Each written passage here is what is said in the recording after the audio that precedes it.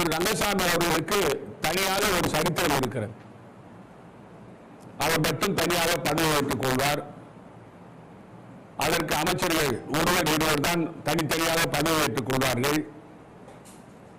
இலாக்காக்கள் ஒதுக்குவதில் எப்பொழுது ஒதுக்குவார் என்ற கேள்விக்குறி இருந்து கொண்டே இருக்கும். கடந்த காலங்களில்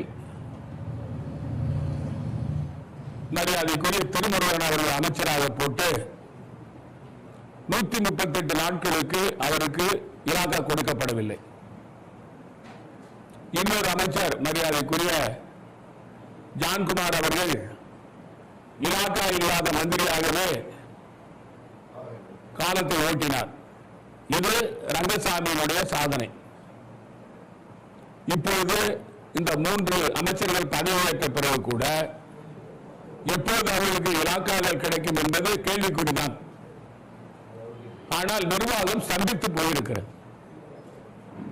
வேலைகள் நடக்கவில்லை. எல்லா துறைகளும் முடங்கி போயிருக்கின்றன. நாங்கள் சாதனை அரசு என்று சொல்லுகிறார்கள். இது சாதனை அரசு அல்ல, சோதனை அரசு, வேதனை அரசு. மற்ற மாநிலங்களில் கேரள மாநிலம், தமிழ்நாடு, மேற்கு வங்காளம் மற்றும் அசாம் மாநிலங்களில் 5 மாநிலம் நடந்த தேர்தலில் 4 மாநிலங்கள் அமைச்சர்கள் போட்டு இலாக்காக்கள் ஒதுக்கப்பட்டு வேலைகள் துரிதமாக நடக்கின்றன. அது ஆளுங்கட்சி, எங்களுடைய ஆளுங்கட்சியாக இருந்தாலும் சரி, அல்லது கூட்டணி கட்சியாக இருந்தாலும் சரி, எதிர்கட்சியாக இருந்தாலும் சரி.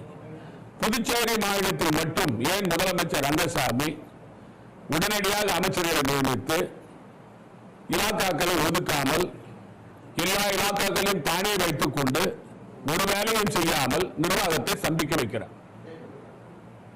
இதற்கு ரங்கசாமி அவர்கள் புதுச்சேரி மாநில மக்களுக்கு பதில் சொல்லி ஆக வேண்டும்.